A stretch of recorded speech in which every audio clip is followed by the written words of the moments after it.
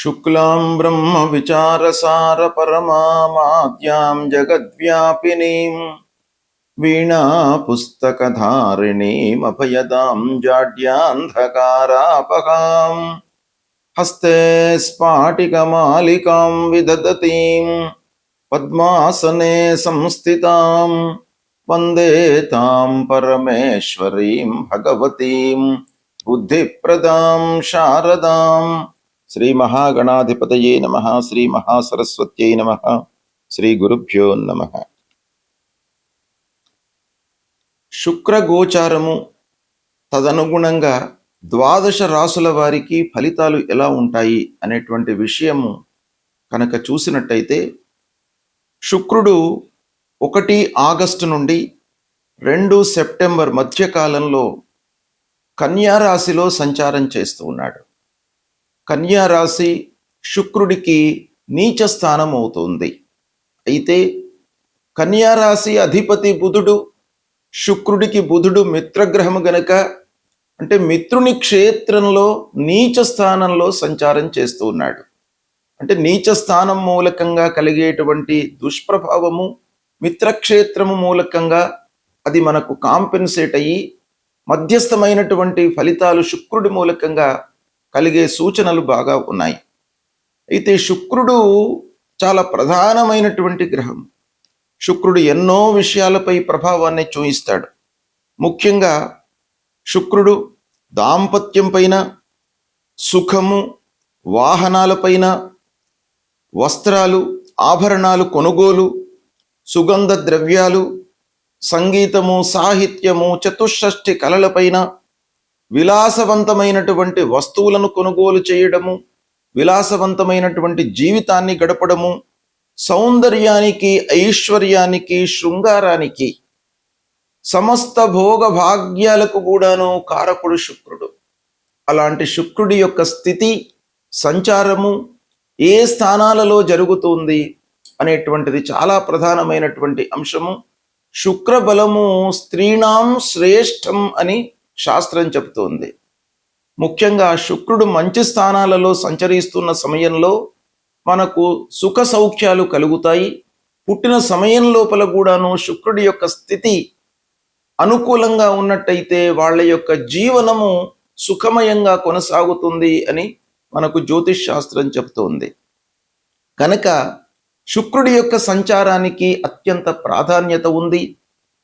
కనుక శుక్రుడి యొక్క గోచారం దృష్ట్యా మేషాది ద్వాదశ రాసుల వారికి ఎలాంటి ఫలితాలు ఉంటాయి అనేటువంటి విషయాన్ని తెలుసుకుందాం. మీనరాశి వారికి శుక్ర గోచారం ఎలా ఉందో తెలుసుకుందాం. శుక్రుడు 1 ఆగస్టు నుండి 2 సెప్టెంబర్ మధ్యకాలంలో కన్యా రాశిలో సంచరిస్తున్నాడు. కన్యా రాశి శుక్రగ్రహానికి నీచ స్థానం అవుతుంది. అందున శుక్రుడు మిత్రక్షేత్రంలో సంచారం చేస్తున్నాడు. ఇక గోచార రీత్యా మనం చూసినట్టయితే మీనరాశి వారికి 7వ స్థానంలో సంచారం అన్నమాట. 7వ స్థానంలో సంచరిస్తున్నాడు. 7వ స్థానము గోచార రీత్యా అగదశ షడ్ వర్జ అని శుక్రుడికి చెప్పబడి ఉంది గనక 7వ స్థానము ప్రతికూలమైనటువంటి ఫలితాలను ఇచ్చేటువంటి స్థానంలో శుక్రుడు సంచారం చేస్తున్నాడు. ఇకపోతే శుక్రుడు 7వ దృష్టితో జన్మరాశిని చూస్తున్నాడు, అంటే మీనరాశిని వీక్షిస్తున్నాడు. తద్వారా కొన్ని ఒప్పందాలలో ఆలస్యము, వ్యవహారాలలో మనము అనుకున్న సమయంలో పూర్తి కాకపోవడము, ఇకపోతే సమస్యలు కొన్ని పరిష్కరింపబడతాయి. సహనంతో ఉన్నట్టయితే పరిష్కార మార్గాలు మీకు లభించే సూచనలు ఉన్నాయి. దాంపత్య జీవితంలో పరస్పరము అవగాహనతో మీరు ముందుకు వెళతారు. పెళ్లి కానటువంటి వాళ్ళు, వివాహం కొరకై ప్రయత్నాలు చేస్తున్నటువంటి వాళ్లకు ప్రయత్నము సఫలీకృతమవుతుంది. అయితే అందులో కొంత ఆలస్యం జరిగినప్పటికీ మంచి సంబంధము నిశ్చయమవుతుంది, సంతృప్తిగా ఉంటారు. ఇక వ్యాపారం చేస్తున్నటువంటి వారి విషయం ఆలోచించినట్టయితే పార్ట్నర్స్తో కొన్ని జాగ్రత్తలు తీసుకోవాలి. ఒప్పందాలు చేసుకునేటప్పుడు ముఖ్యంగా ఆర్థికపరమైనటువంటి ఒప్పందాలు చేసుకునేటప్పుడు జాగ్రత్త వహించండి. ఉద్యోగస్తులు సహ ఉద్యోగులతో విభేదాలు లేకుండా వాళ్లతో జాగ్రత్తగా ఉంటూ ఉన్నట్టయితే మీరు చేస్తున్నటువంటి పనికి, నైపుణ్యానికి అందరి యొక్క ఆదరణ లభిస్తుంది. ఆరోగ్యపరంగా మీరు శ్రద్ధ చూపాలి. మీనరాశి వారికి సప్తమ స్థానంలో సంచారము, అలాంటి నీచ స్థానంలో ఉన్నటువంటి శుక్రుడి యొక్క దృష్టి కూడాను మీనరాశి పైననే ఉంది గనక ఆరోగ్య విషయంలో కొంత జాగ్రత్తలు తీసుకోండి. ఖర్చులు ఆదాయానికి మించకుండా మీరు జాగ్రత్త వహించడం చాలా అవసరం. అనవసరమైనటువంటి అప్పులలోకి వెళ్ళే సూచనలు కనబడుతున్నాయి. ఇక కోర్టు వ్యవహారాలలో సహనము చాలా అవసరము. విద్యార్థులు ఏకాగ్రతతో ఉన్నట్టయితే మంచి ఫలితాలను పొందుతారు. కాన్సంట్రేషన్కి మీరు ప్రథమ ప్రాధాన్యత ఇవ్వండి. ఓపికతో, ఏకాగ్రతతో, శ్రద్ధతో మీరు చదవండి. తప్పకుండా మీకు మంచి ఫలితాలు ఉంటాయి. కుటుంబ పెద్దల యొక్క సహాయ సహకారాలు, సూచనల మేరకు మీరు పనులు చేస్తూ ఉండండి. తప్పకుండా మీకు మంచి ఫలితాలు కలుగుతాయి. ఓవరాల్గా చూసినట్టయితే మీనరాశి వారికి ఈ కన్యా రాశిలో సంచరిస్తూ ఉన్నటువంటి సమయంలో శుక్రుడి మూలకంగా ప్రతికూలత ఎక్కువగా ఉంది. అయినప్పటికీ మిగతా గ్రహాల యొక్క సంచారం మూలకంగా మీకు అనుకూలత కలుగుతుంది. అయితే ప్రత్యేకంగా శుక్రుడి విషయం మనం చూసినట్టయితే మట్టుకు మీరు ప్రశాంతతకు, సంతోషానికి, సౌఖ్యానికి ప్రాధాన్యత ఇవ్వాలి. ఈ సమయం లోపల ఖర్చులు నియంత్రించుకుంటూ ఉన్నట్టయితే తప్పకుండా మీకు సత్ఫలితాలు కలుగుతాయి. శుక్రుడు ప్రతికూలంగా సంచరిస్తున్నటువంటి సమయంలో తప్పకుండా మనము పరిహారాలు చేసుకోవాలి. శుక్రుడి యొక్క అనుగ్రహం కొరకై మహాలక్ష్మి అమ్మవారిని మనము పూజించడము చాలా శ్రేష్టం. మహాలక్ష్మి అమ్మవారిని మీరు పూజించినట్టయితే తప్పకుండా శుక్రుడు యొక్క సంతృప్తి మీకు అందుతుంది. మహాలక్ష్మి అమ్మవారిని ఎలా పూజించాలి అని అంటే, అమ్మవారు స్వరూపం శుక్రవారం రోజున మీరు దేవాలయానికి వెళ్ళండి. అమ్మవారి దేవాలయానికి వెళ్ళి ఆ మహాలక్ష్మి అమ్మవారిని తెల్లని పూలతో అర్చించండి. తెల్లని వస్త్రాన్ని అమ్మవారికి సమర్పించండి. పాలు దానంగా ఇవ్వండి. అన్నదానం చేయండి.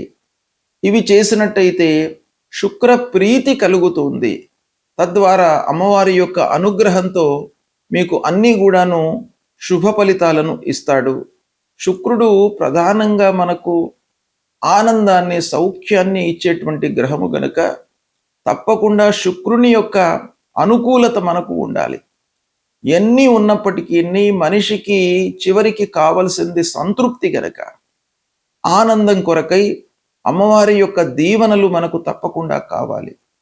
కనుక ప్రతి శుక్రవారము అమ్మవారిని సేవించండి. వీలైతే అమ్మవారి యొక్క మహాలక్ష్మి అష్టోత్తర శత నామావళిని శుక్రవారం కనీసము పారాయణం చేయండి. ప్రతినిత్యం కూడాను అమ్మవారికి సంబంధించినటువంటి ఆ శ్లోకాన్ని, ధ్యాన శ్లోకాన్ని మీరు పఠన చేయండి. తద్వారా అమ్మవారి యొక్క అనుగ్రహం లభిస్తుంది.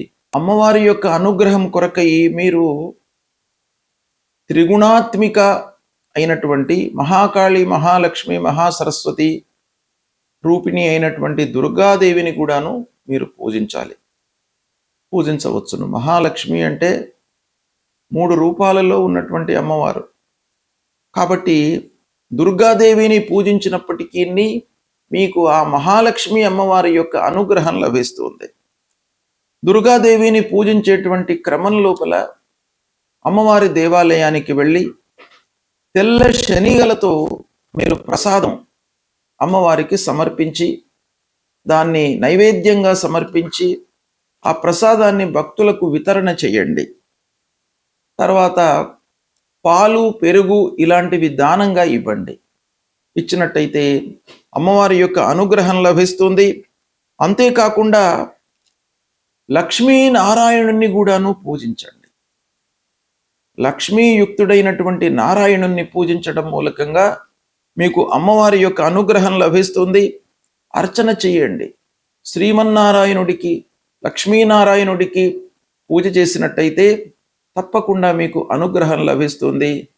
ఇవన్నీ కూడాను మీరు చేయడం మూలకంగా ఇంటి లోపల సౌఖ్యము, ఆనందము, సంతృప్తి, మీరు బయట ప్రపంచంలో ఎన్ని ఆలస్యాలు, అడ్డంకులు, విఘ్నాలు, ఎదురు దెబ్బలు మీరు పొందినప్పటికీ ఈ అమ్మవారి యొక్క అనుగ్రహం మూలకంగా అవన్నీ కూడాను దూరమయ్యి ఇంటిలో ప్రశాంతము, ఫైనల్గా మీకు సంతృప్తి అనేటువంటిది అమ్మవారి మూలకంగా కలుగుతుంది గనక ఇది చెయ్యండి, సత్ఫలితాలను పొందుతారు.